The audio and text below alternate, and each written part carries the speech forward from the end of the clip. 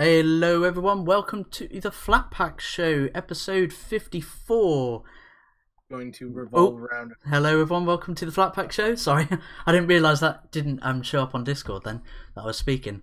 Hi guys, welcome to episode 54 of the Flat Pack Show. Unfortunately, we're two men down. We're Switch Point and Crumple Point down, unfortunately. But I'm of course Flatmeister. It does suck, doesn't it? Switch might be here earlier, in a bit. Oh, he might. Oh, that's good then. Yeah. So of course I'm Flatmeister. I have with me Nerd Waffle. Hello. And we have a very special guest. We have Dean Kish. Hello. He is the writer of this comic book called Tainted. I'll bring this just up on the. So I did do a screen cap. Here we go. So of the Kickstarter page. I mean, how much have you got left now to reach your $2,000 goal? Well, on your side, it might show up in pounds, but on right now, I'm looking at $837 for of Canadian dollars that I still need to raise, and the Kickstarter will end on February the 3rd. At 8 a.m. Mountain.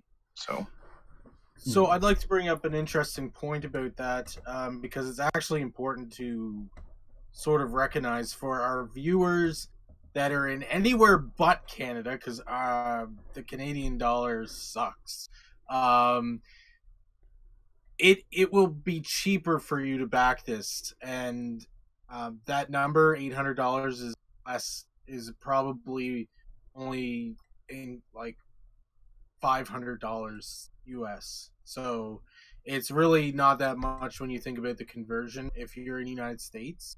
and it's even smaller with the pound or the euro too. So yeah, so it's very close, and it's definitely worth supporting if you're if you're in Canada but outside of Canada as well. But I just wanted to point that out, because if you think about it, it's sort of like a deal, because of currency trades. I mean, I'm just playing the video without the audio of the Kickstarter, and just sort of for the people watching, the artwork, and especially like with the story, because I noticed in your Twitter bio you said that you personally suffer from depression, and obviously that is something that you wrote into the character of. I want to get the character's name right. It's Creek Wilden, isn't it? The lead correct, character? that's right. Yeah, that was the biggest the reason I wanted to write the comic book was I wanted to bring mental health awareness to teens, especially since they probably go through it a lot harder than say adults do, because they just don't know how to express themselves. They have all these hormones and all these other things that are going on in their lives at the end, as well as they're dealing with all these this mental health stuff as well. I wanted to just have that sort of awareness, but I also wanted to tell a nice fantasy or a young adult kind of story, so that they would also be attracted to the book. Yeah, because so I kind of married those two. So yeah, how did you find that as a creator, like writing from the perspective of a teenage girl?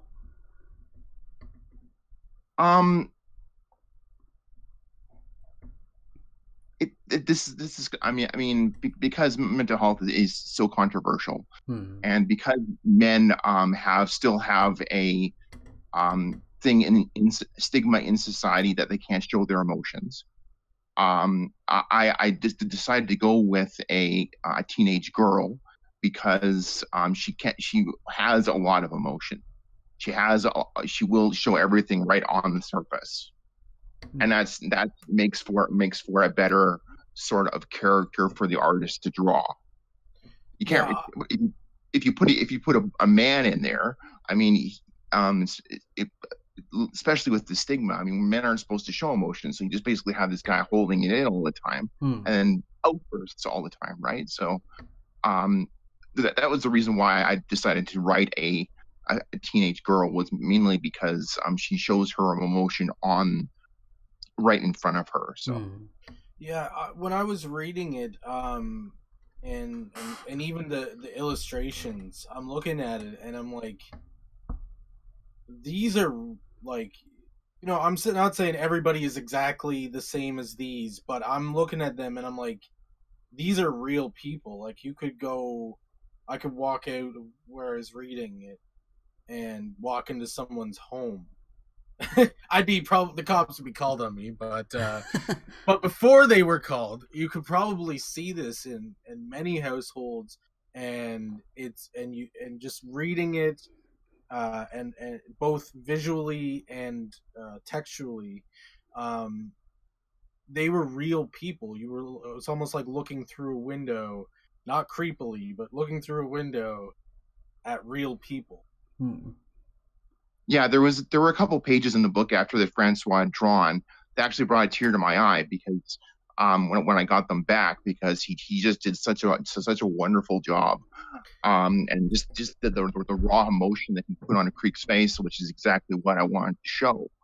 Well, writing wise and visually, the part that I'm mostly referring to is the part with where Creek comes home. I don't want to give too much away. I'm trying not to, but it's so exciting because it was really good. Just the part where with her mom and dad and her and what was going on there. That was very real. Yeah, that one page where her parents go to visit her was actually ripped right out of my life. Wow. About I guess about 7 years ago now. Oh God, is Jay on the show? Because you just said about, and he's probably going to rip you for it. One of our regulars, Jay, always gives me a hard time about saying about. So just looking out for Canadian brother. No worries. Yeah, that page was really emotional, because it really did come out. It was like I said, it was brought right from my life. So when Francois nailed it, I was just absolutely over the moon. I mean, because he just showed exactly what I went through, and my parents came to visit me, and I don't even remember that visit. They had to tell me months later that they actually did come to visit. And that's exactly the sort of blank stare that he put on Creek's face, and it was just amazing. Yeah, I've just brought it up on the screen here for the people watching at home. I think this is it at the funeral, isn't it? The funeral. It's the one where they go and visit her in the ward. Oh yeah, here we go. Yeah. It's basically what another, there's kind of a humorous thing around that page also, because of my artist Francois, he's actually from the Philippines, and there was a miscommunication regarding what is on and what is at a desk. So he thought what I meant was that she was sitting on top of the table doing a puzzle. But no, I was telling him no. He was sitting at the table doing a puzzle. So I actually have an alternate take of her sitting on top of the table doing a Rubik's cube. Can I just point out how weird that must have been for him on his side too, where it's like, this guy wants me to draw this lady on a table doing a Rubik's cube. Like, I'm sure on his end he didn't see this and think, oh yeah, this is normal behavior. But like, no. Yeah, exactly. And I mean, can you imagine, like, her parents walk in and she's sitting on the table instead of at the table?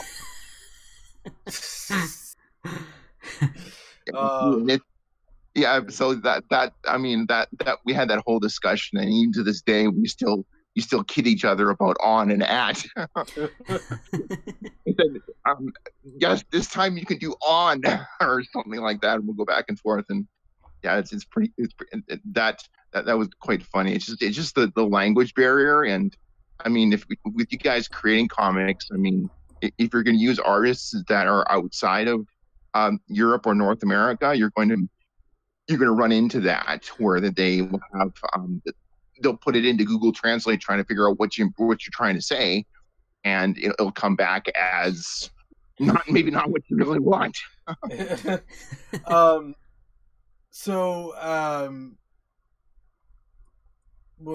had a question, I forgot it. That might be, sorry, it was actually sort of like a statement. I was gonna say that might be something to explore in future comics too. Maybe in one scene she's just having like she just sits on a table.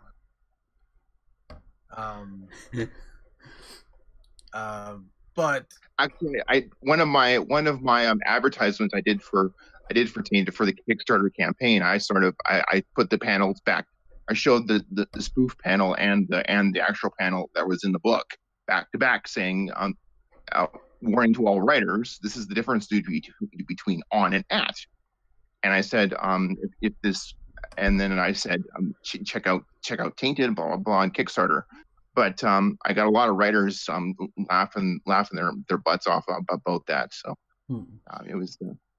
So I mean, a lot of people run into that thing. I mean, I know some guys that have artists that are in Brazil or in actually the guy I'm working with on my second book, he's from Argentina. So I have another language barrier there too. So, but. Well, hey, that's kind of sort of that overcoming challenges and obstacles in life. Is pretty much like with dealing with depression as well, sort of overcoming that. Because depression does feel like a huge obstacle blocking you from doing anything really. I know. I'd almost say depression is that thing that's blocking you that you can't see. That's just it's there, and sometimes I don't know. I guess it's different for everybody, but it's sort of that thing that's like invisible chains kind of thing to most people. With depression, I usually refer to it as two giant weights that are holding over my neck. Yeah, and you just feel like you're crumpled down, and you can't, you don't want to move, or you don't want to get out of bed, and these kinds of things. They're holding you there, and that weight is obviously it's in your mind, and it's also a huge factor on doing everyday things. And it's a lot. It's like he was, like Waffle was saying, is that you want it's invisible, and that's the big thing about mental health awareness, is that people, if they see a person with a broken leg, or they see a person missing an arm or something like that, they can see, oh, that person is handicapped, and they need some extra things. Where with a person with depression, they're just usually labeled as sad, or they're labeled as lazy, or well, that's the problem, is that they're labeled, and there's really like multiple forms of all sorts of mental health issues.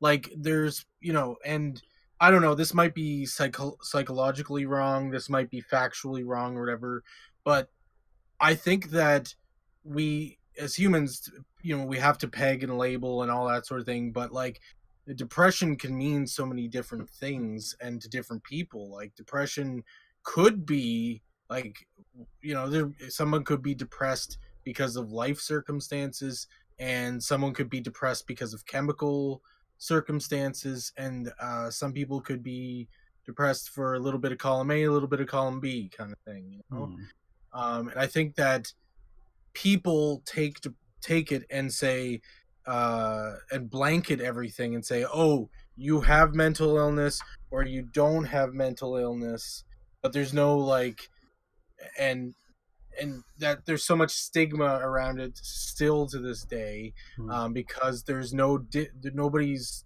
stopping to take a look and say there's a difference between everything that goes on mental illness wise.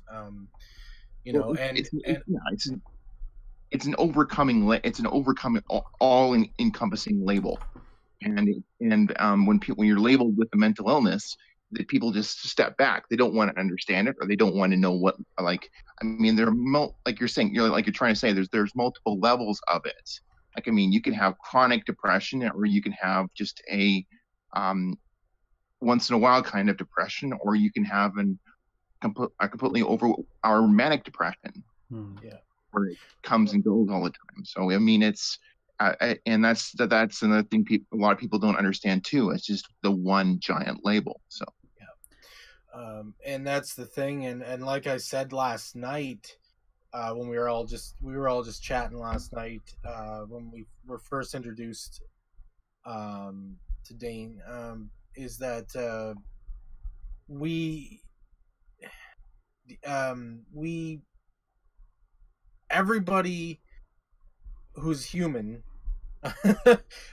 goes. This is something I read, and I don't know. I'm not a psychologist or anything like that, but I read this, and it was everybody at some point in their life goes through mental illness. Now, I've expanded it to say that everybody, you can go through it multiple times. Some people go through it once, some people go through 10 times in their life, so there's no limit to it, but everybody at some point for some amount of time, at least once, goes through some sort of mental illness. And I think that that's why it's very important to look at different avenues for mental illness, and I think that that's one of the reasons why, other than the fact that the comic is really great, that's why I really support this comic. Also, on top of it's a great comic, is because it does address things with it does tackle the subject of mental illness and dealing with it, you know. So yeah. This character on the front cover of Tainted issue #1, she's wearing the sort of neon purple, and she's dyed her hair black. Is that still Creek Wilden? Is that like after the accident of her losing the love of her life? And basically when she was sorry, no, it's okay. Basically when she was she was in her happy place, and like the popular school when Reed was alive and all that kind of stuff. She had brown hair. And then as she got after the accident, she sort of faded from the spotlight at the school because as you will see in the comic, that's why she became more of a, she dyed her hair black and put streaks in her hair and that kind of thing. There's a reason for the cat ears too. I'm not going to say it in the book, but in the book there is a reason for the cat ears also, or the headphone cat ears. Yeah, I do like the visual symbolism of her changing her appearance, sort of like almost like this. The depression itself is a character, and that it's changed her outward appearance. Oh, that's totally right. I mean, and a lot of people do that too. I mean, there's lots of people out there who change their appearance when they're going through those kinds of things. Like with me, I grow a really nasty beard.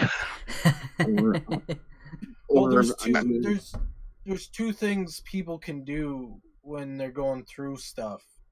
And this is not necessarily saying that they only do this when they're going through mental illness stuff, but it is a thing that a lot of people, not everybody that goes through mental illness, either sort of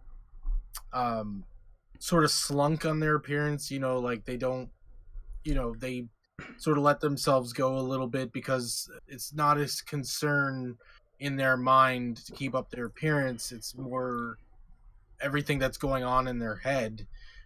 Or another thing that can happen is sometimes people will try to mask it as well, where they'll have to change something, like they'll have to change their hair color, they'll have to grow a beard, they'll have to cut their hair, they'll have to grow their hair. So it makes perfect sense because that's just maybe what her, what Creek's sort of way of coping with it is. She just needed a change to make it feel like she, I don't know, because she needed a change or something. I don't know, but it is a couple of after the whole experience, she was obviously extremely traumatized, and she just wasn't that person anymore. Yeah, that's another reason why she changed her appearance. It was not only reflecting that what she was going through, but also because the person that she that happened before the bus crash was a different person. Yeah. Sorry, that's what I was trying to say, but I mucked it up. No worries. I mean, that was another thing, and there's this a goth model that I modeled her look after. Yeah, I was going to ask who the name was. It was in the pledge, wasn't it? Diana Noriega? Is that the name? No, that Diana Noriega is actually the artist of that cover. Ah, sorry.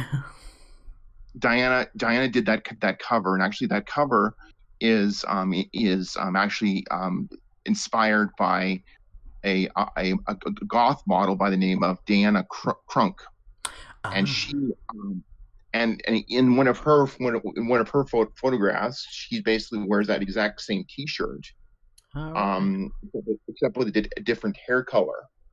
And we wanted that T-shirt, and we wanted the look of the model that inspired that.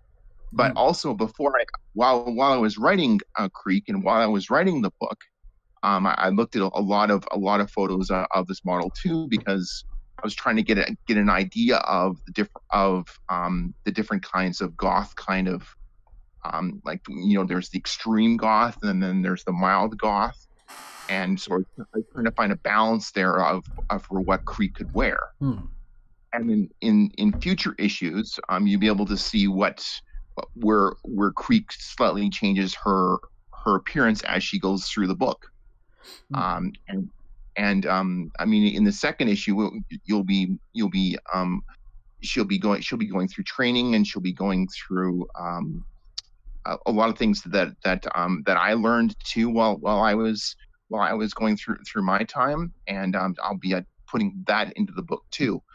And so with Creek's evolution, she's going to be able to get more back in touch with herself, and that's part of her journey. So yeah, because that's what I like about this. There's this, after losing her boyfriend, she then finds a new purpose in life. Yeah, exactly, and that's what's going to happen. That's what's going to happen in future issues. Actually, as a if you're a backer of the book, one of the backer advantages is you actually get to see a cover gallery of all 2 through 5. You get to see the covers that have already been laid out for 2 through 5, so you can actually sort of see where the book is going.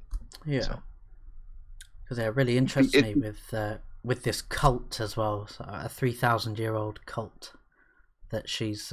Yeah, and that's going to be really hit on hard in the opening of 2, is basically because Oct is going to tell her the story of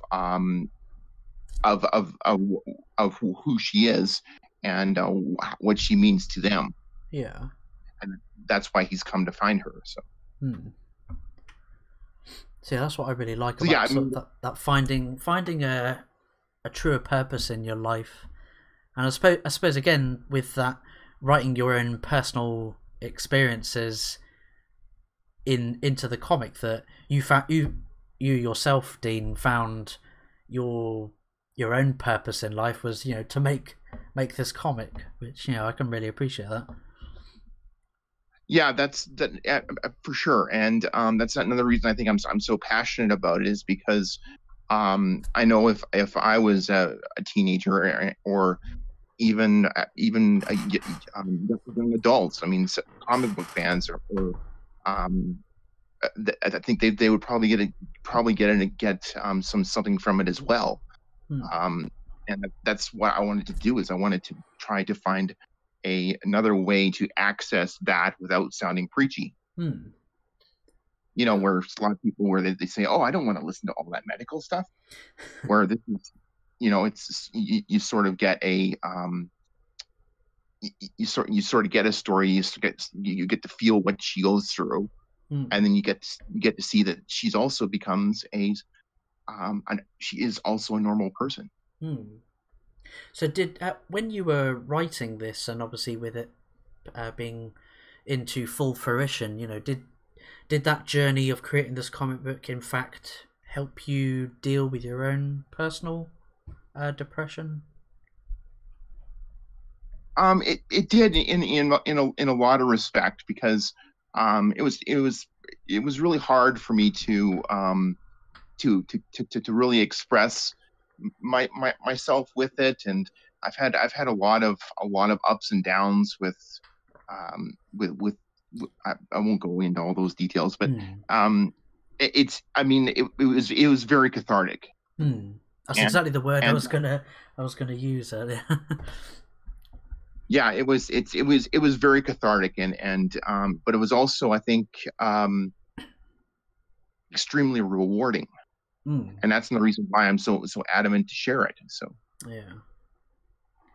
So I'm looking at your pledges, and I got a question. If okay. I pledge $200, it says that your likeness as a centurion or cult member in Tainted 2. You narcissist, Corey. Does that mean that there's gonna be some cult member with like a waffle head?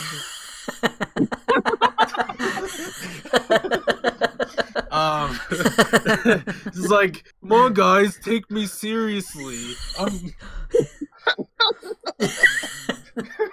God You'll damn it. be the cousin. You'll be the cousin that stands in the corner that no one talks to.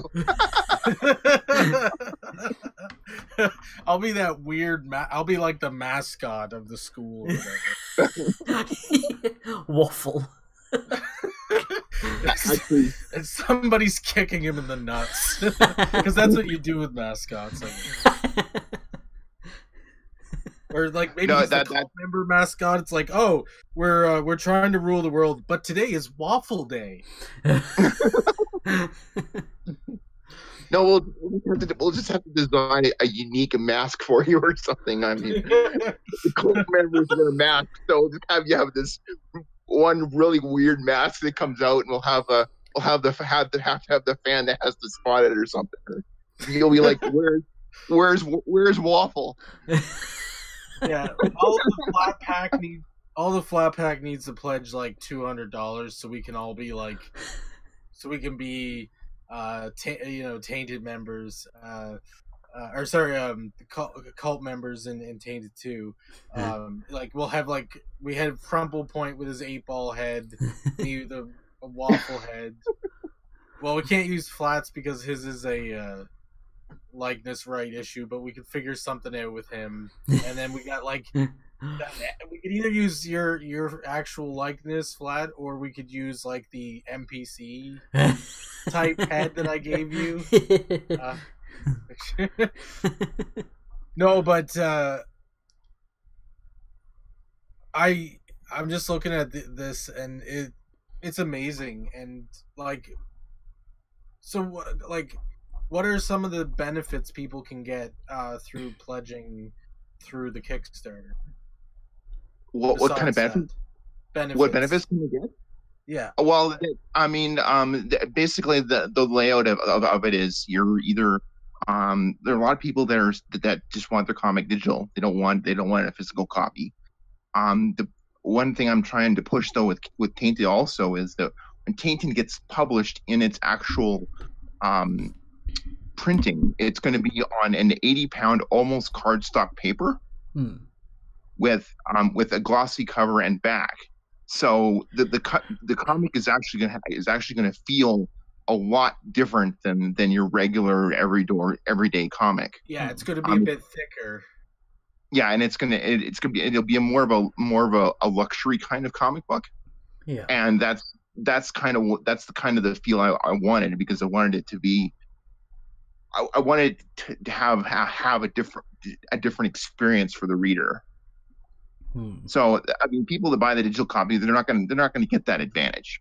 But if they buy the physical copy, they will get that printing. And so if they pledge, is there any tier where they can pledge and get both the physical copy and the digital copy? Yes. Yeah, there's a pledge of $20 or more, where you get both the digital and a physical copy of Tainted #1. That's right. Yeah. That's cool, because that is beneficial, because I'm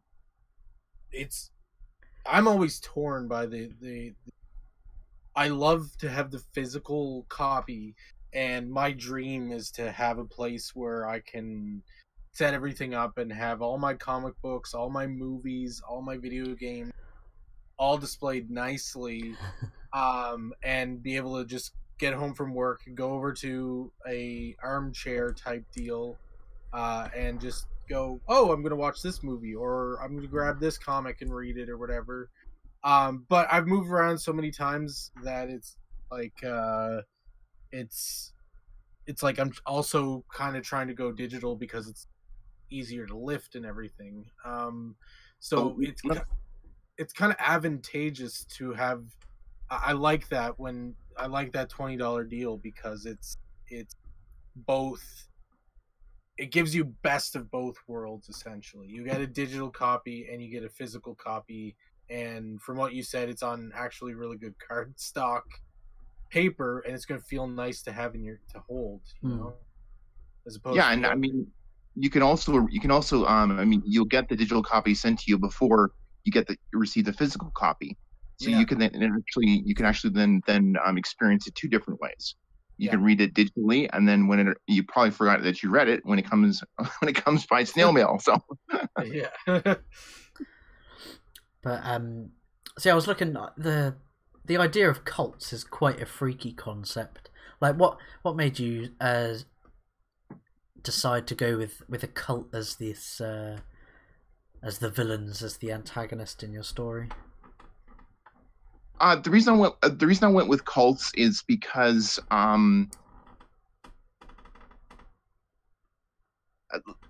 they're very mysterious.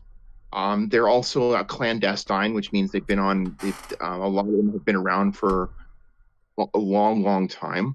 I mean, if you're talking about like Skull and Bones, or you're talking about the Illuminati, or these kinds of cults, I mean, they've been in secret societies that go back a long way. I'm not talking about like the brainwashing cult, or the suicidal pact cult, or those kinds of cults. Or the Kool-Aid cult. Yeah. Kool-Aid. Or the cult that brainwashed poor Allison Mack from Smallville. Did you guys know about that? Oh yeah, was it the sort of child sex trafficking cult or something? Yeah, it wasn't necessarily a child's sex trafficking. Like, it was more of an overall sex cult that did have. And they were what were they grooming and like sending actors and actresses that were part of this cult to recruit young girls, wasn't it? Yes. MK Ultra. Well, MK Ultra wasn't a cult, but that was another freaky cult in a way. Well, it wasn't it wasn't a cult, but it was sort of this secretive thing that could be thrown in there. Oh, what was the Japanese guy, the blind Japanese guy that created a cult in Japan, and they ended up doing the sarin nerve gas attack in the subway, in the Japanese subway. I don't know what that one is. Asahara, I think his name is Asahara. Count Dankula, a YouTuber, did a video about that person. I can't remember the full name. It's something Asahara. But yeah, like that was quite a creepy cult. Like when you watch that video of like all the things they got up to, like managing to recruit high-end, really intelligent scientists, Japanese scientists, and that's funny. It's not funny, but it's it's not funny, but it's I don't know if it's ironic or what. I'll say interesting, because if you almost think about it, a cult is crazy in any story. A cult works in really any story because we've gone over. But if you think about it in this story, it really makes sense, because a lot of, I'm not saying that, and I'm not saying this in a way against mental health, but it's sometimes those are the people that cults prey upon. Exactly. I was just because for many reasons, because they're easy target to them, because people who are going through mental illness may not understand the world. They may be also vulnerable in some ways, that might open doors for these people to come in and tell them, hey, we have the answers for you. All you have to do is drink this green Kool-Aid, and all the answers will be revealed. Some of them, and again, this is not a negative attack on mental illness at all, but some of them leaders do suffer from mental illness themselves that is untreated, and of course, because and sometimes it's not. Sometimes, well, I mean, even though they do crazy things, sometimes they are asshole people start up these, Oh yeah, and I think the main reason I picked the cult though too was because it's it's sort of something that she can strike back against. Because she's not only going to be fighting her internal battle, but she'll also be fighting this battle against this thing that if she tells the regular person, they're going to laugh at her, thinking that quote unquote she's crazy. But only just like because this cult is so secret, and because it's been buried for so long that people don't believe they even exist. So that was I kind of wanted that aspect instead of just your typical like monster or that kind of thing. I mean, I do have some tricks and things up my sleeve that come up later in the book that regarding the cult. But I mean, the main reason I picked the cult is because they're a super secret cult that supposedly only she knows about. So people are going to think, there's no way that can't happen today. We're a digital age. Like, how can you believe things exist? You must be crazy. Yeah. See, that's why I'm really interested. And obviously, I don't want. I do want to ask you, like, ooh, what's the cult's motivation? What's their goal? And I want. That's the cool thing is, I don't want it spoil. I want to find out. It makes me want to find out more. What is it that the cult want, and what's what is a seer? The fact that Creek has become the first in 75 years.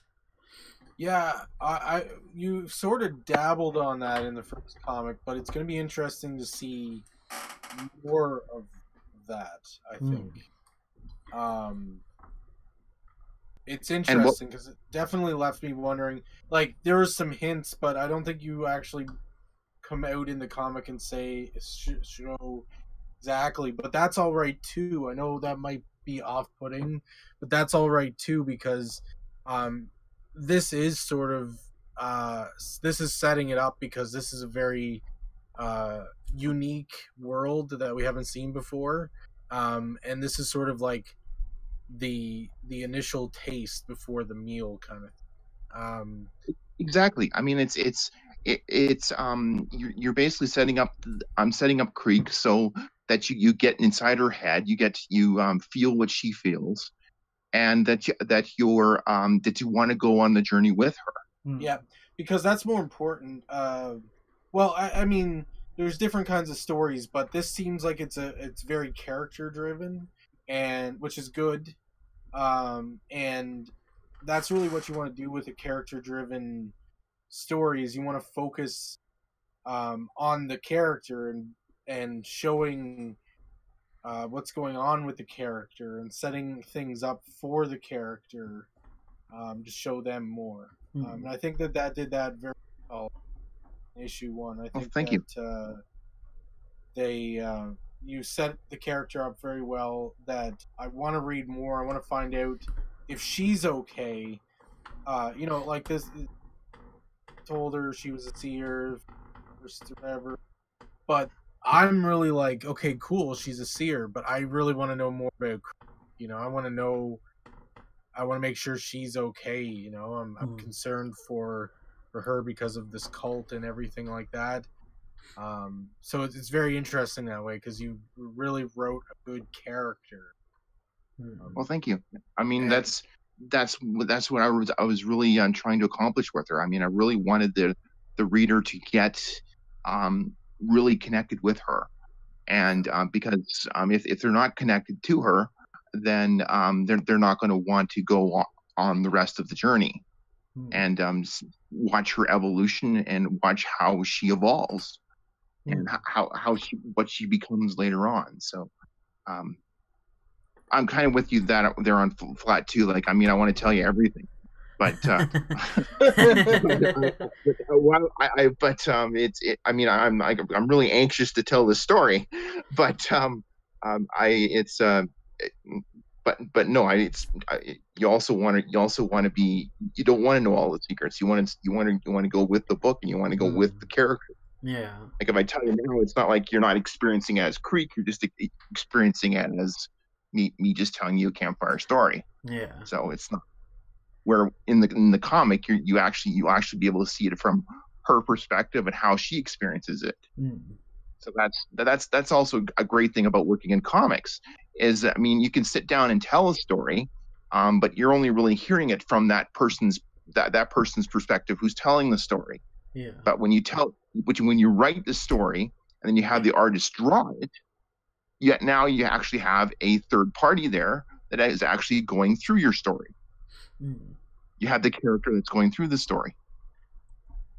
So that's when I mean, I really enjoy that because I'll write the script out and then I'll send it off to my artist and then he'll come back with stuff that he's drawn, and then I'll go, oh my god, did I write that? Or oh my god, he absolutely nailed that. And oh my god, I didn't write that, but that's awesome. Yeah. So that collaboration is amazing. So I was gonna ask, was there any part of this that was collaboration? Like you didn't write it, but the artist said, "Oh, you know, I thought this would be a good idea." And I don't mean like outside of the whole her sitting on a table, but like, was there any collaboration where the artist sort of took something and said, "Oh, I really care about this, and I had this great idea that I want to draw, and I with this." Was there any sort of instance? Was there any sort of times that happened during the process? Like, oh yeah, I mean, I've been developing this thing for 2 years. Like, I mean, I started in 2016 on developing the book. The first artist I got was actually from Greece, and he had a completely different take on the book. But he also helped iron out a lot of things and brought a lot of creativity to the book that actually carried on into the second version of the book. One of my favorite stories of creating this book was the first artist I worked with. His name is George Agas from Greece, and he the logo for the book, instead of just doing it in like Photoshop and tweaking the letters to come up with the original logo, he actually did a wooden sculpture of the logo in wood. Really? And then he photographed it and in with different lenses, and then laid the lenses out in Photoshop to come up with the actual original logo. Wow. That's the one with all the red on the bottom and the sort of blue black on the top that says tainted even in dark we fight. That's right, exactly. That's the one. And then he switched all the lighting and stuff like that by using Photoshop. But I actually have an original photo that he sent me of the wooden sculpture itself, and it looks exactly like that. It's just not colored like that, of course. Yeah. So I mean, you have amazing collaborations like that. I mean, I've also had with Francois, he's he's the one that came with the double page spread. He's the one that came up with that. He wanted it more as glass shards, where I had originally thought of them as more of memories, so they'd be more like bubbles. Mm-hmm. So he came up with the idea of having them as shards of glass, which I was absolutely thrilled because it makes absolutely much more sense, especially with a person going through mental illness. I mean, you have that shattered glass feeling because everything in your life is just falling apart, right? It's shattered. Where and then your memories are a lot of time clouded because of your depression. So that's another reason why I thought that the shattered glass was such a better idea. So yeah, I mean, I've had some really great collaborations with both the artists to come up with this final product. I mean, it's taken a long time, and I mean, I have everything laid out for this first volume, and then I have outlines of the other volumes that would come after that if this first volume is a success. And then, but each volume will be a self-contained story. So even if we stop after the first volume, you still will see the end of Creek's journey to that point. So it's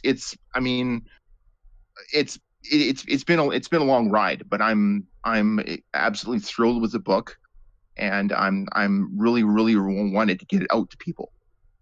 And I really hope that we can that people will latch on to it, and that I will develop a following so that I can continue to tell this story. Yeah, I do that. The second book that I was talking about too, of the book that I'm working with the guy from Argentina. He it's a completely different kind of book than this one. I actually wrote Tainted 2 and the first issue of that book at the same time because I wanted something that was a lot lighter to write while I'm writing something that's really serious. So that's... Are you talking about Clutch and Prayer? Yeah, that's what I was... That's correct, yeah. Okay, yeah, that looks interesting too. I don't want to get too far off of Tainted, but I just wanted to sort of ask that because I was curious. But yeah, I'm super stoked for Tainted. It's such an awesome project.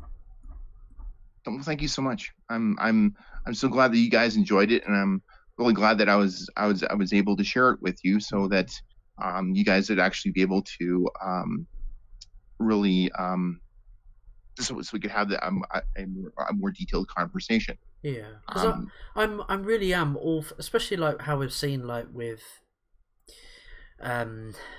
behavior of, and I use this word loosely, professional, comic pros within the big two, they're not acting professional at all, and I really am for supporting small creators, supporting small and helping indie creators, because there's a lot more creativity coming out of the indie sphere, I've noticed.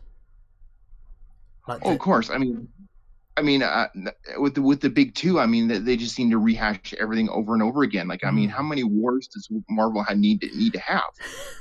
Yeah. For me, it's for me, the big two.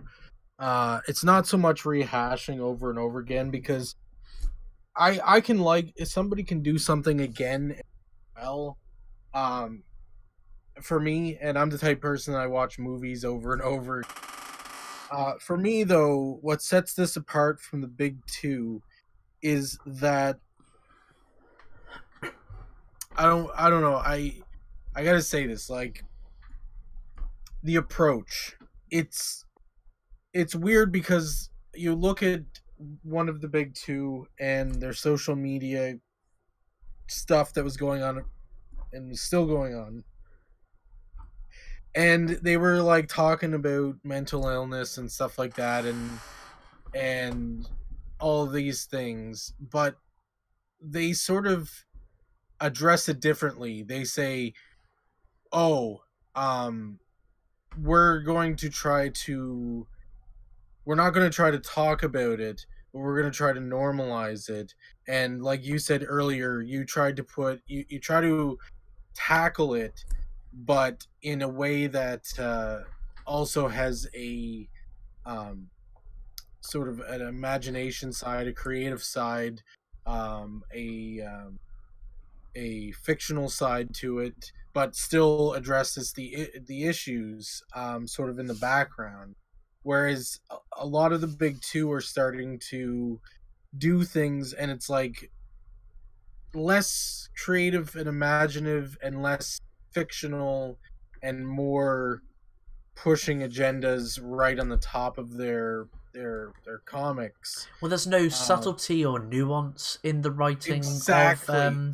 Thank you. In this comic, that's perfect. It's addressing it in a subtle, nuanced way where it's not preaching to people, but it's still addressing an important issue. Because let's face it, like, the current two preach that, oh, well, we're tackling important real life issues, and it's like, okay, that's fair, but so did the old big two comics. Like, X-Men have been dealing with a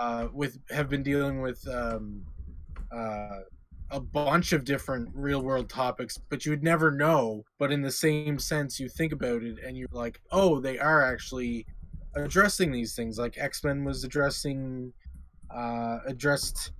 like the Holocaust and how terrible that was, and they addressed the treatment of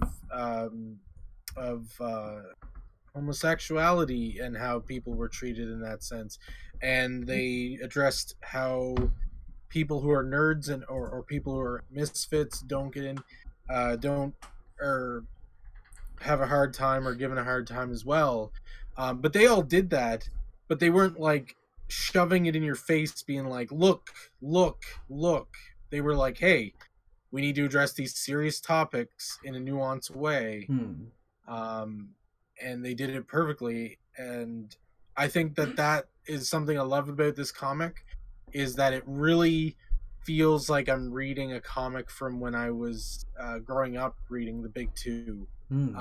It feels like this brings it back and says, okay, let's address important issues, but let's still remember that this is still art and this is still creative, and that, let's add a little bit of element of interest into it. I can totally see that, because when the big two, the big stories that I remember that really were topical, which I mean which seems to be the big two have lost, The stories I remember are Green Arrow and Green Lantern, where they find out that Speedy is a drug addict. Yeah. And then another one where they you had and it's gone. Yeah, no, but that those was a were, great example. The first example you gave there was like bang on, you know. Yeah, what were you gonna say, Dean? Sorry, you were continuing saying. That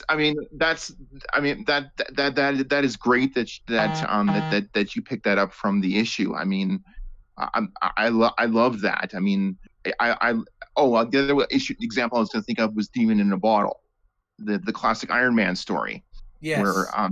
where Tony Stark is an alcoholic. I mean, you those two storylines. I mean, those were topical issues and were really hard hitting stories, but they had a fantasy element to them, and which was the superhero world.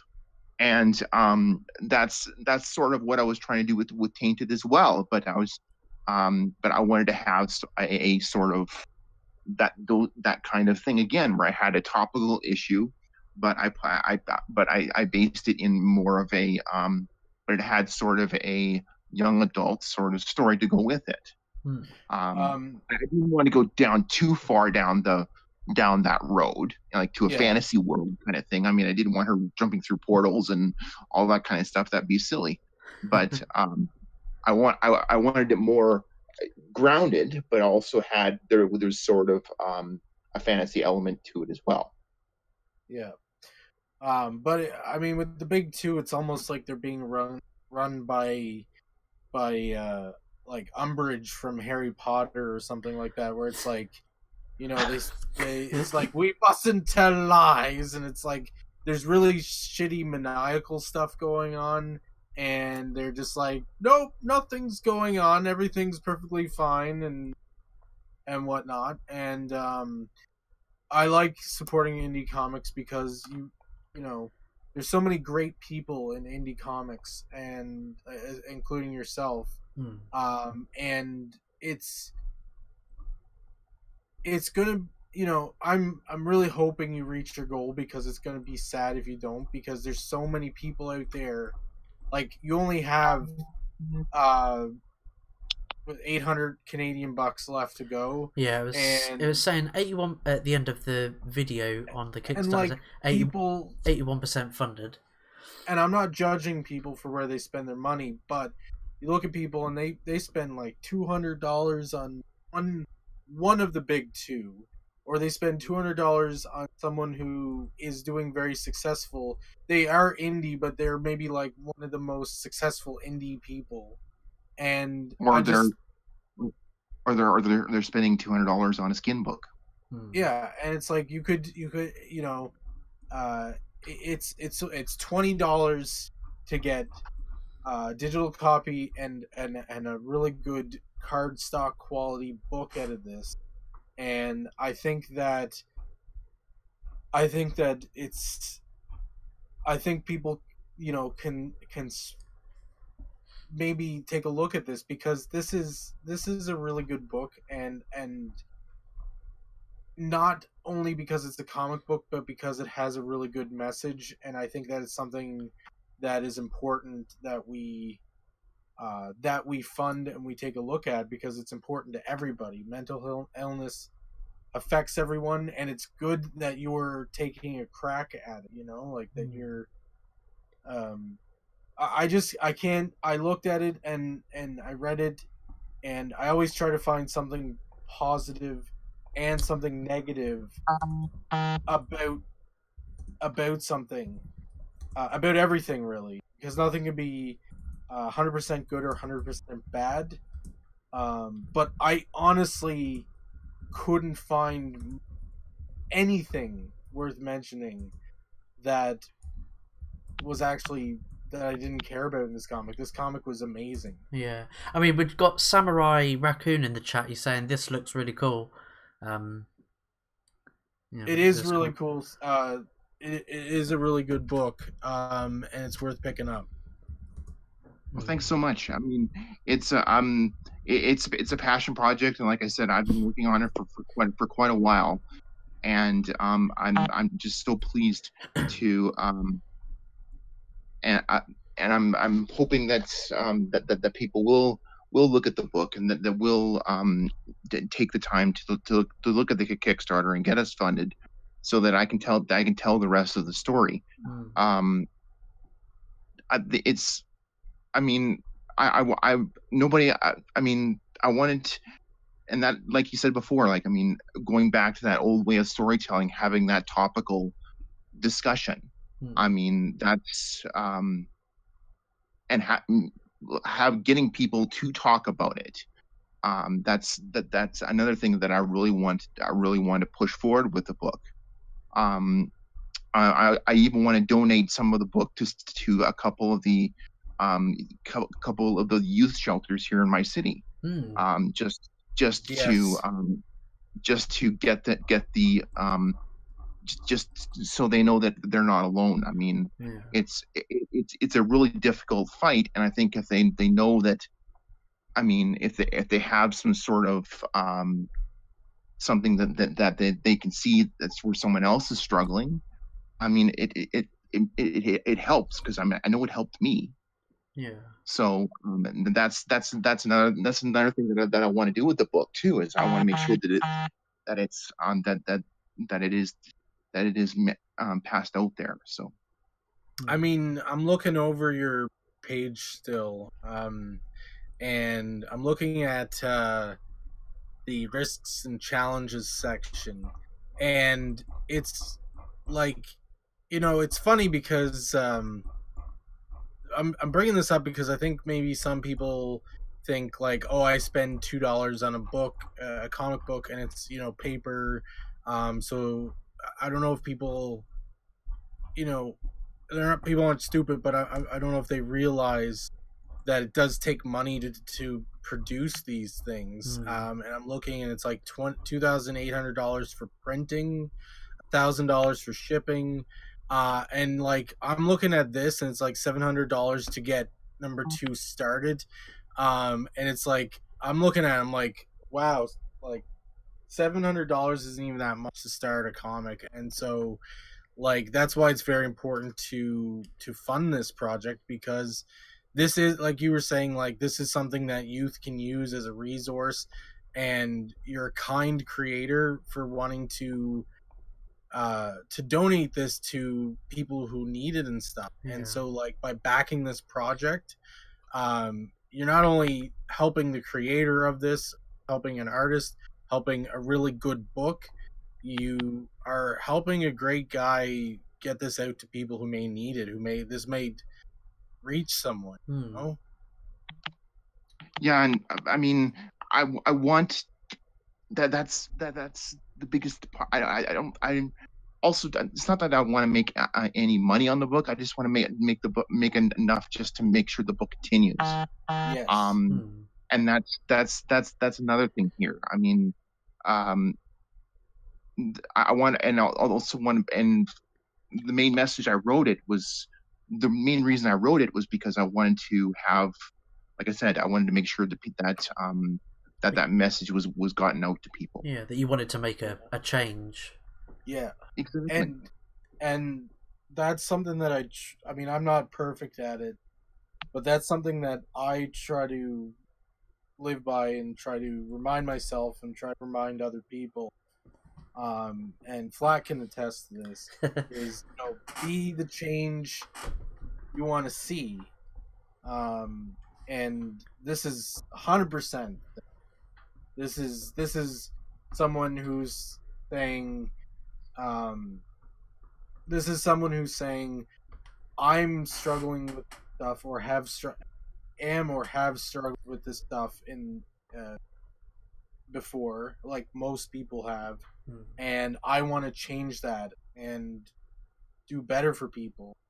And I'm glad we have an avenue like Kickstarter, because if we didn't have crowdfunding, I don't think that one of the big two would pick this book up, not because it's good, but because they're so caught up in their own stuff that they're not seeing that this book could reach people and actually help people, and at the same time be very entertaining to people. And I think that you know that it's important to get this out there and to get it funded.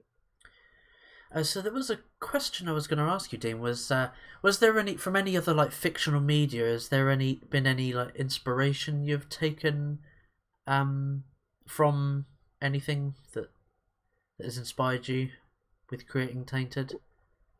Well, with the interviews that I've had for doing the book, I mean, a lot of people come back to me with, is there any Buffy reference here? That's exactly what I was thinking. Yeah, I didn't want to. I wanted to sit there with obviously, I mean, Buffy is a huge thing. So, I mean, there's going to be some sort of a little bit there and like, here and there. It's like the comic book equivalent of it's the Dark Souls of so and so. It's like this is the Buffy of comic books. It's not. Go on. Sorry. Continue. No, it's. I mean, that was. I was trying to use. I mean, of course, that was an inspiration to me. I mean, I was a huge fan of the '90s, just like the rest of geekdom. Yeah. But I mean, it's like Star Wars was influenced by the serials that he grew up watching before every movie. Indiana Jones was inspired by the serials. Star Wars was inspired by westerns. It was also inspired by serials. Star Wars. Oh, was it too? Okay. Yeah. Right, the Flash Gordons and Buck Rogers and stuff. Yeah.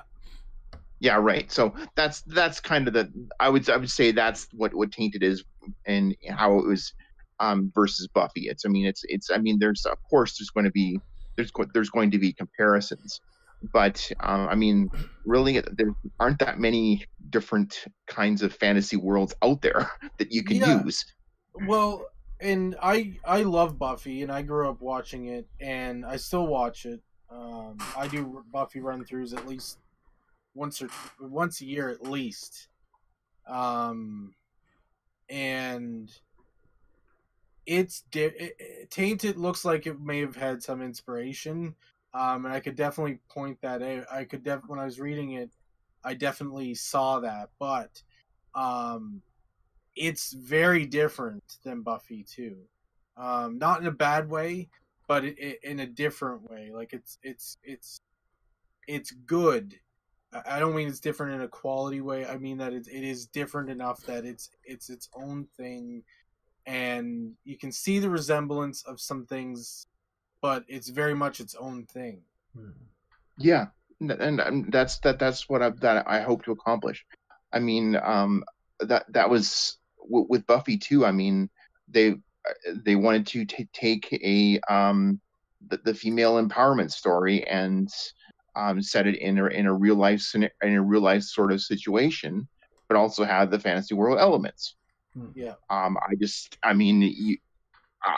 tried to make my comic very grounded and very character driven, not as fantasy as them, but I wanted Krieg to be a really complex and evolving character, and I mean that's about it. And when you're talking about comparisons between the two, I think it stands on its own, and I thank you so much for saying that it does.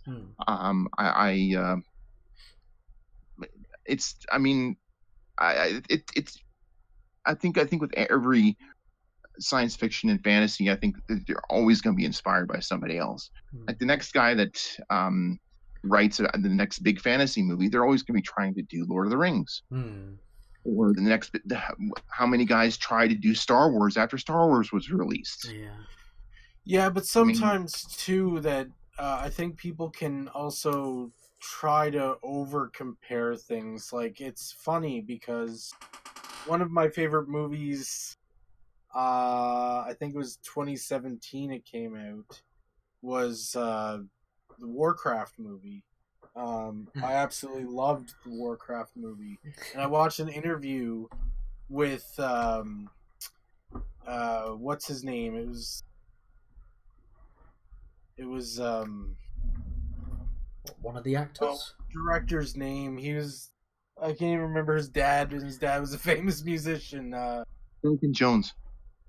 Duncan Jones, yeah. And an interview person asked him, what did they say?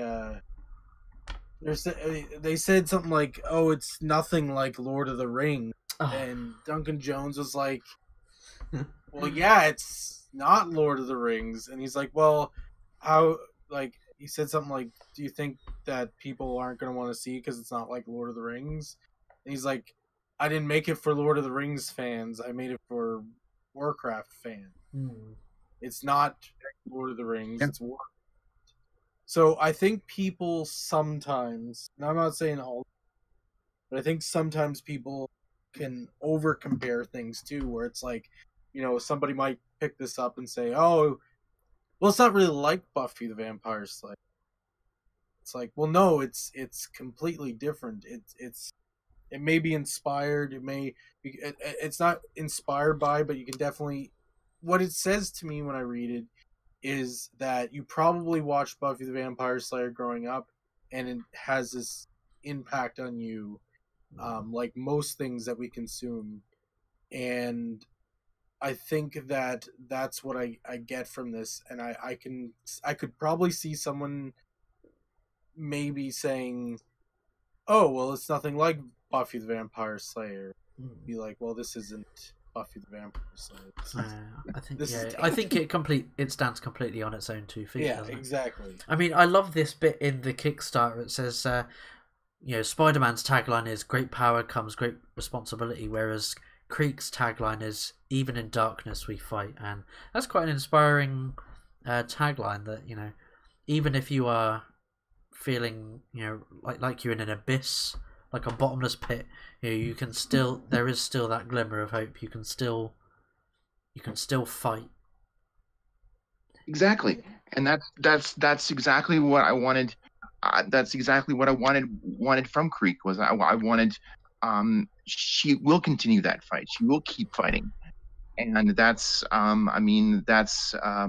what I want to inspire in people that suffer for mental illness or don't. Even how if things don't get bad in your life, you don't give up. You keep battling, and that's basically what that tagline is about. That's going to be the core of Creek's character and what she's going to learn. I mean, she's extremely vulnerable in the first issue, but that's also a reason why there are more issues.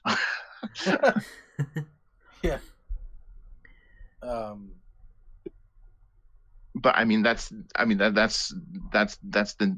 nature of the way these things go. The way I keep comparing it to like people outside of comics. I mean, I say this is like the first chapter of the book, or this is the first couple chapters of the book, and the book is 5 issues. So you're only looking at 25% of the story. So you're looking at the introduction to the. Well, I would say it's more in the introduction because you do get into it a bit, but it's very much like if this was a play, this would be like the first act kind of thing. This would be the first chapter. This would be the introduction to what's going on in this world and with this person. And it gives just enough information that you need to know for the second issue. I'm assuming. I haven't seen the second issue, but I can only assume that it's setting things up for the second issue, because the end of the issue it looked like things were really starting to ramp up and stuff, Oh yeah, and there'll be a lot of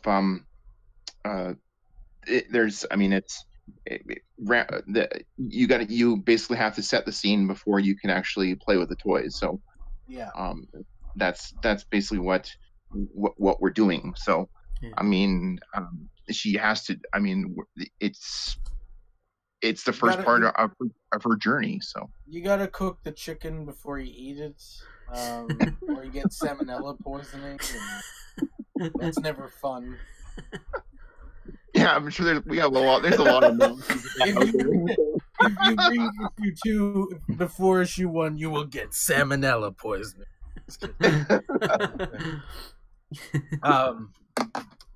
No, I don't know. I don't know. I know it seems like I'm egging it on, but this book it really excites me, and I've been thinking about it since I read it today.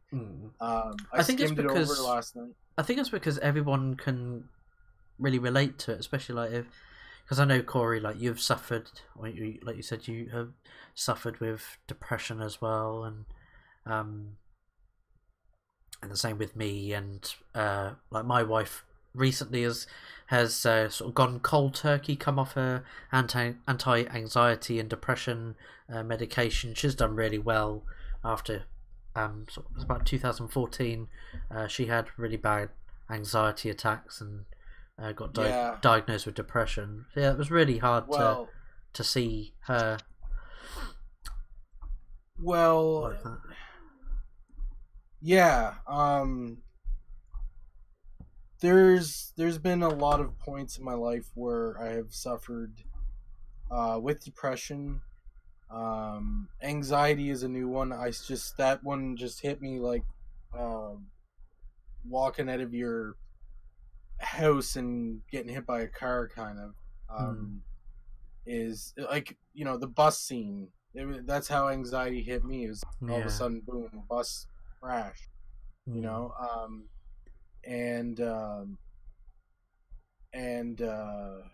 it was panic attacks, and I didn't know what was going on. Funny enough, I'd lost my dad through a heart attack. He had a heart attack and he passed away. So anytime my chest would hurt or anything like that, it would be automatically going towards thinking I was having a heart attack, which made the panic attacks, when I started having them, it was kind of counterproductive because I was adding on to the anxiety by thinking so it builds. I mean, it's this book is relatable to people because all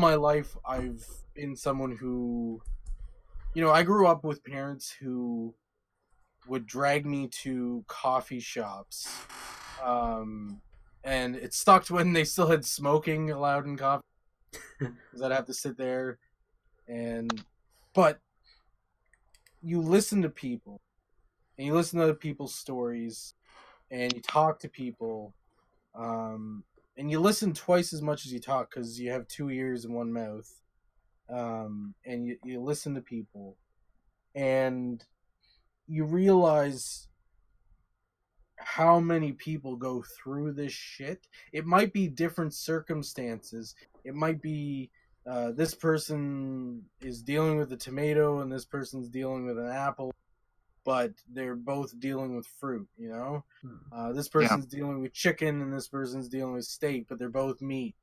You're talking a lot about food. You're talking about my avatar has a fucking waffle head. Of course I'm talking about food. Have you had dinner yet, Nerd Waffle? I actually did, but and it was good. But you've got some chicken on him, but no, we had ham, surprisingly. But my point is that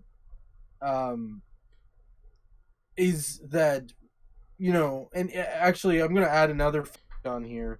I was watching a show on those genetic tests or whatever, and I'm not even gonna get into that, but I will say that they pointed out a fact in genetics is that we're 99% share the same genetics with everybody else on the planet.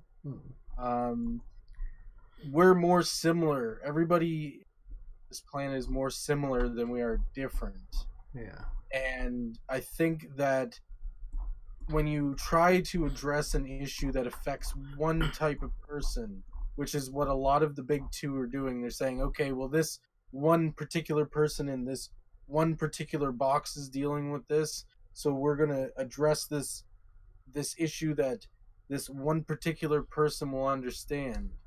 Whereas this book addresses something that probably, if I would say 100%, but if I'm wrong, I would say at least 98, 99% of people deal with, everybody deals with depression and anxiety, mental, some sort.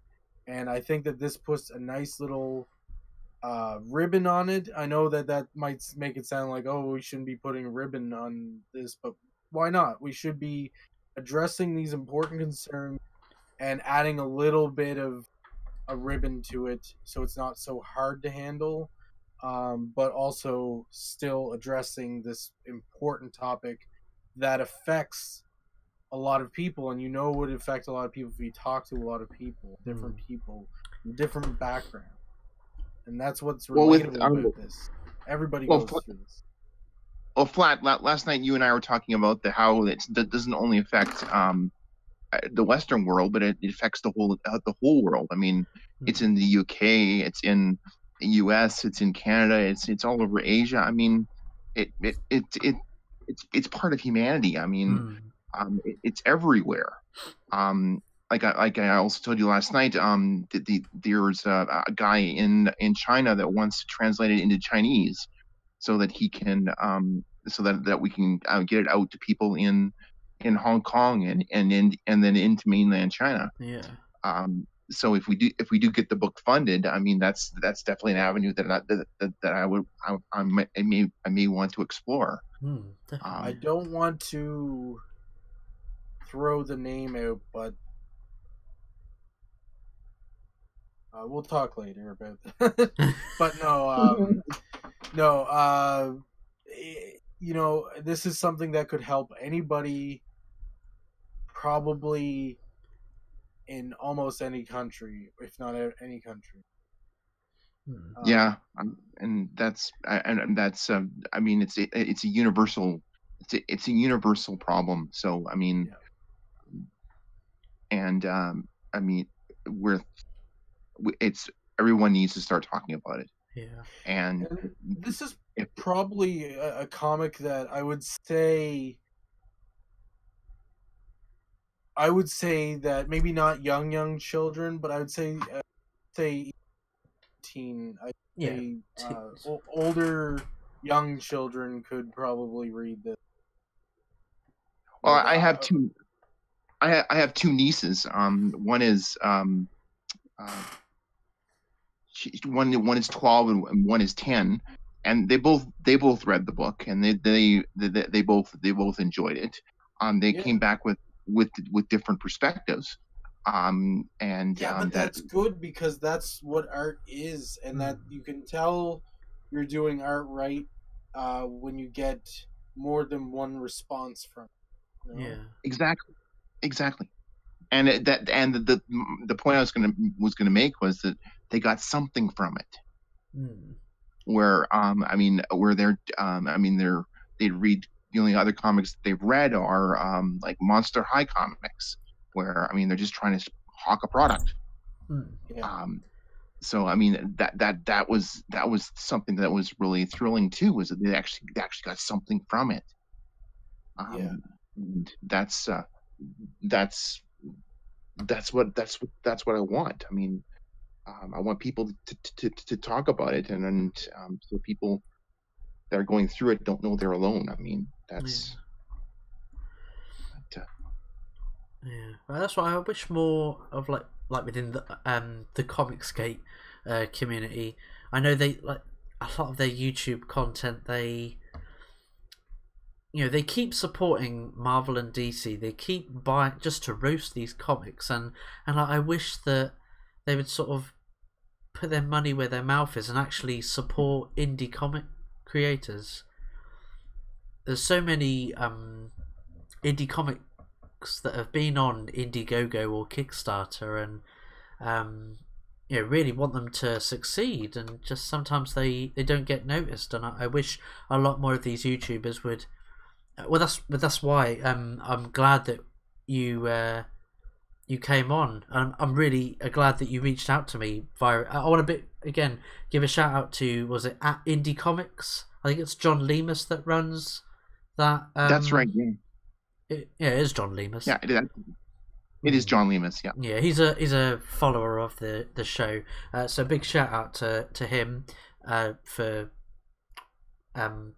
recommending us to you, Dean. I'm really chuffed that you reached out, because I want our show to be more positive and sort of giving a spotlight to more creators, and sort of pushing more towards positivity rather than going, oh, look at this really rubbish comic from Marvel. It's like, look, they've been doing it. They've been doing it for so many years now. Stop buying their awful products. They're not going to change their ways with their poor quality writing, poor quality artwork as well. I mean, what was that Spider-Man, that awful picture of Spider-Man pulling that weird face? I'm trying to remember what it is. Do you know what I'm talking about, Nerd Waffle? I don't. It's where Peter Parker's pulling this weird face. Oh. How many spider people do we have now? So I lost count. So how many people? What? Sorry. How many spider people do we have now? I kind of lost count. Yeah. Yeah. Miles Morales and Spider-Man. But I mean, I feel like people complain, and I complain too, trust me. I'm not trying to preach or anything, but I find that we focus too much on, oh, look, this thing sucks, and that thing sucks, and this, I saw this movie, and it really sucked. Instead of being like, you know what, this movie was good, this comic was good, so showcasing, and let's talk about the good stuff. Yeah. And if you really didn't like something, and trust me, I'm not trying to be, I'm preaching to the choir essentially. I'm in the choir. Try to focus on the things you like instead of things you don't like. And I think that's important for mental illness too, is to try to change things into more positive things, because it's really going to affect your mental psyche if you're always concerned about what the to reference the comic, if you're always worried about what the cult's up to, what's the cult doing? The cult, they're bad people. They're bad. Instead of being like, oh, well, there's some positive stuff going on too, and let's talk about that positive stuff. Yeah. What were you going to say earlier, Dean? Well, that seems to be part of the human condition. I mean, and it seems to be all through geekdom, is that if something, people always hit on how bad something is, but when they find something that's stupendous, you can hear the crickets. I mean, it's such a bizarre world. And I know I've followed some of the bigger comic creators on Twitter, and they keep saying that comics have come to this. I mean, and like they're flabbergasted about how much that Comicsgate thing is going on. I mean, they never thought that would ever happen to comics, because sorry, go ahead. They're just I always, like, I mean, when I was growing up, I mean, there was some really hard-hitting stories. There were some release some. I mean, there was Crisis on Infinite Earths where you had lots of your favorite heroes die and stuff like that too. But you didn't have it like every second week, and you didn't have it like I mean, when I picked up a comic, there was a positive message, even if there was some sort of thing that they wanted to talk about, or they actually had there was a reason for them, the reason they were telling that story. Some stories I read from the big two now, there doesn't seem to be a reason why they're telling it. They're just telling it. Yeah. Because unless you get some of the really top writers, and then they seem to be going towards something. The thing is that it's both a blessing and a curse. Is that growing up, at least in my area, during my time, when I was a kid, when I was in elementary school, being a nerd meant you got picked on, you got beat up, and all that stuff. And then you would go to, like, you would find other nerds, or you'd be in a comic shop, or you'd be in a video game shop, or you'd be in places that were places for nerds to go, essentially, or you'd be among people. And when you got together with nerds, and when you talked to other nerds, it was like the arguments were, what's better, Marvel or DC? What's better, Batman or Superman? What's better, Pokemon Blue or Pokemon Red? Even though they're the same, but it would still be something to talk about, and a little bit of friendly debate or whatever. Now it's great because it's great, and it's terrible to be a nerd because you don't get the good things are you don't get picked on as much anymore because most people like this stuff. It's become popular. There's all sorts of awesome things I wish we had as a kid. They might not be perfect, but all these live action movies I would love to have as a kid. All of these games about, the internet. We didn't have a computer growing up for video games and stuff like that. All this stuff is great and stuff like that. But the downside is, because of its popularity, now everybody wants in on the bandwagon, and now you hear the debates have gone from what's better, Sailor Moon or Sabrina the Teenage Witch, what's better, Batman or Superman, what's better, Marvel, DC, to political and social arguments instead of actual nerd arguments. It's gone from what's better, Marvel, DC, to the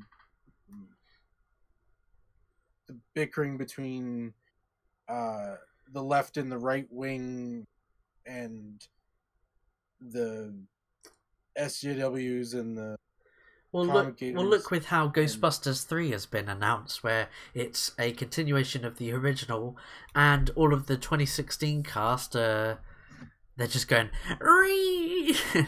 getting really salty and insulting the fan base and the studio.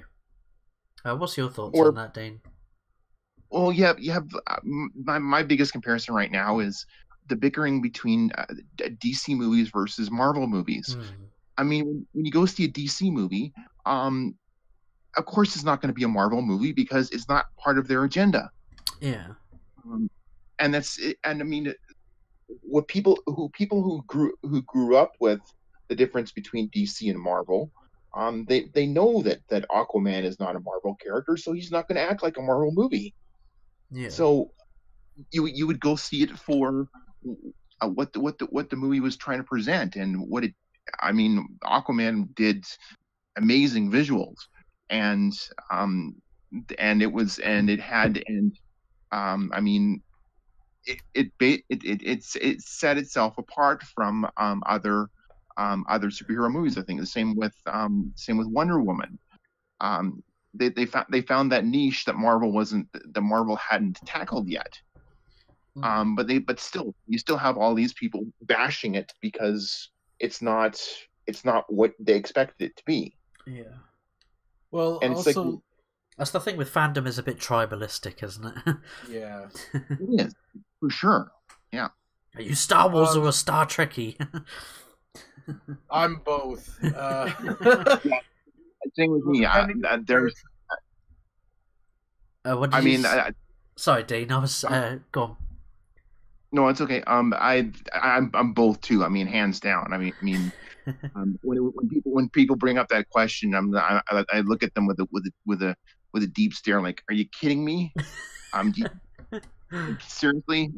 It also really depends on it also really depends on the Star Trek too, because yeah, you know, people might not be a fan of the new Star Wars, but with Star Trek, they're each iteration of it is the same, but very, very different take of Star Trek. So it's weird because it's like, well, which like it's Star Wars versus Star Trek. Okay, which Star Trek? You know, so I don't know, but yeah, I mean, you have I mean, I'm maybe I'm not privy to it, but I don't hear as much people complaining about Discovery when Discovery was a huge departure from what Star Trek was. But that first season of Discovery was so well written that I mean, as a longtime Trekkie, like, I mean, I loved it, and I want to see more of all this stuff that they've got planned. I mean, it's a great time to be a Star Trek fan, I think.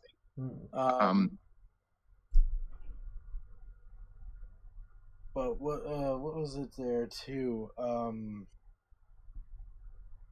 It's weird because like something you mentioned earlier was like you know, when they do something well, it's crickets, and it's funny because I'm actually kind of glad that it actually did well, like overseas, but that means like any other country. I'm glad that, because at first I saw the movie Bumblebee and it was fantastic, and it got crickets.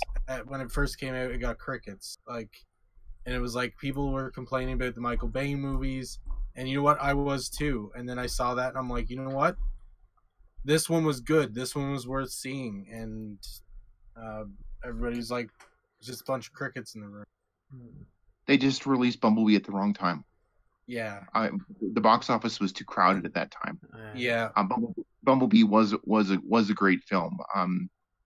And I still, like, I saw it opening week as well. And I mean, I told my friend that day, I said, this is the best damn Transformers movie we've had.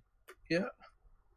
So I mean, but getting back to your comic, it's awesome, and I really hope that it gets I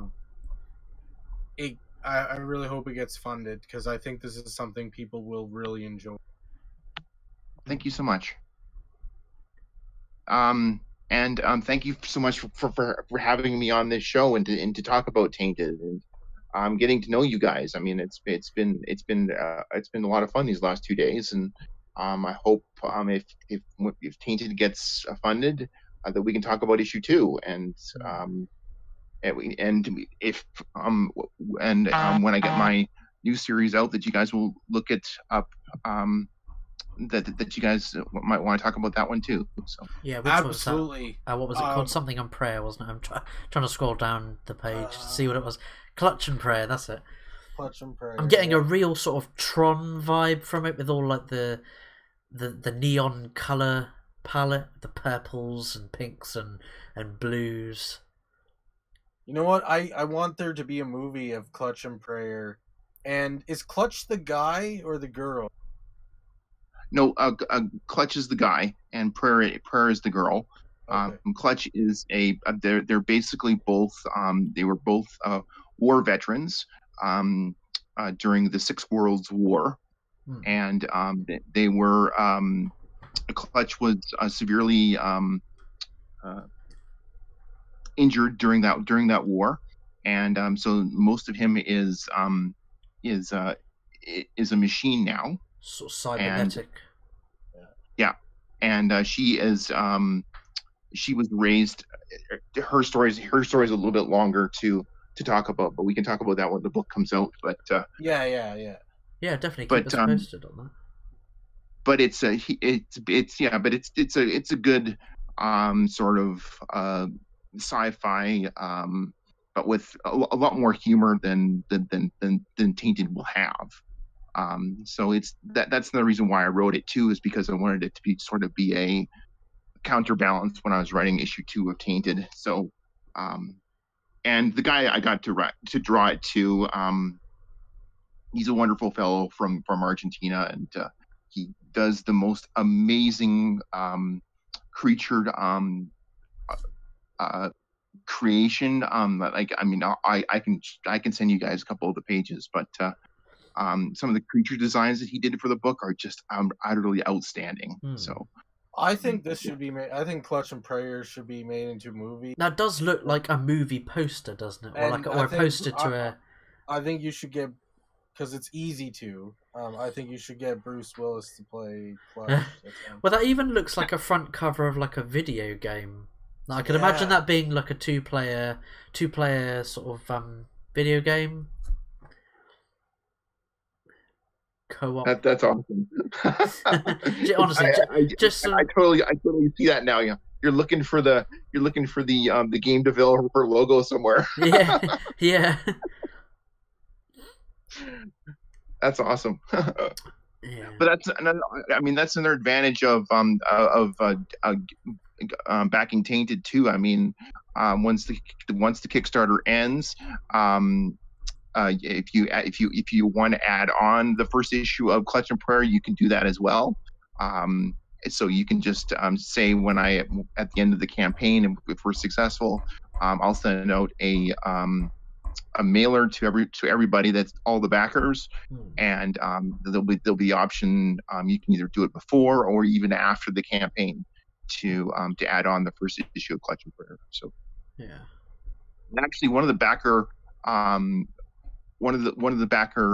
privileges was that they in their updates, there's actually a one update on Clutch and Prayer too, because one of the backers was interested in the book and they wanted to know more about it. So cool. So yeah, there's some. I mean, I have. I'm really happy that you guys that you guys love Tainted, and I hope to come back for. I hope to come back and talk about number 2. Yeah, but, definitely. The door is open, bud. Okay, and it's just gotta get there. Just gotta get to that. Just gotta get to February 3rd. No, honestly, I really do hope that people donate to the Kickstarter and read this. Yeah, I'm just playing. Thanks so much. No, that's all right. Yeah, I'm just playing the video again, just on the background of the video of the Kickstarter. Actually, one interesting thing about the video is that the band that plays the song, their name is Sad Puppy, and I actually I actually contacted them on Twitter, and I got feedback from the band saying, no, please use the song. It's okay to use the song. So wow, that's amazing. Because they liked the message of the book too. So glowing endorsement. Oh, that's really good. Oh, I'm really happy for you, bud. I really do hope this succeeds. So I was gonna say, go on, Nerd Waffle. You breathed in, then you inhaled like. Yeah, I was just gonna say we're close to the 2-hour mark. Maybe I think 20 minutes away from the 2-hour mark. Plus, I'm dying for a wee. I was like, oh, I can hold it until the end. I mean, I think 2 hours is perfect. Yeah. Oh, that's been great. It's a shame that Switchpoint and Crumplepoint went here to speak with you as well. But like I said, you're welcome to come back again when to talk about issue 2, and again the same with Clutch and Prayer as well. I'm really, just from looking at that front cover, I'm really intrigued. Well, that's great. I will. I'll send you guys a couple photos of the monsters he created, just so you guys can see them. But so you get an idea of what the interior art looks like. But thanks so much for having me, and I'm really excited to get this book out and to share with everybody the continuing adventures of Creek. So So we'll wrap up. So Dean, would you like to any social media? I have put them in the description of the live stream, but did you want to?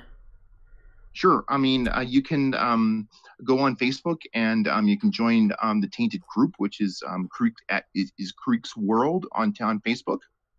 You can also contact me on Twitter. I'm just at Kish. That's Kish.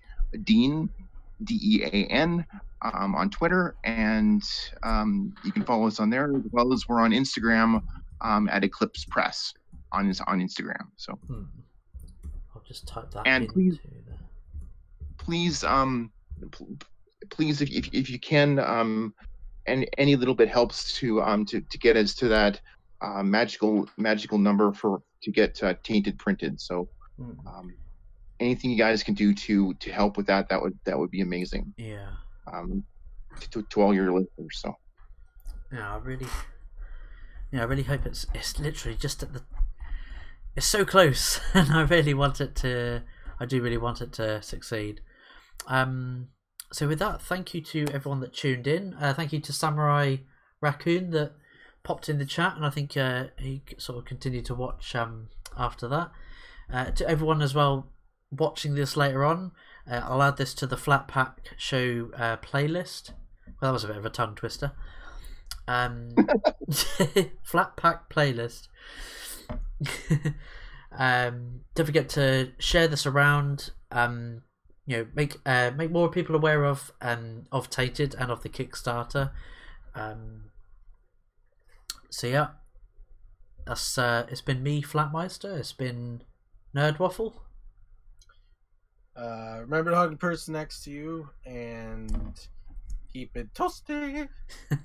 And it's been our very special guest. It's been Dean Kish. Thank you for joining us, bud. Thank you so much, and I hope to talk to you guys again soon. Thank you. And let's play that outro. See you later, everyone.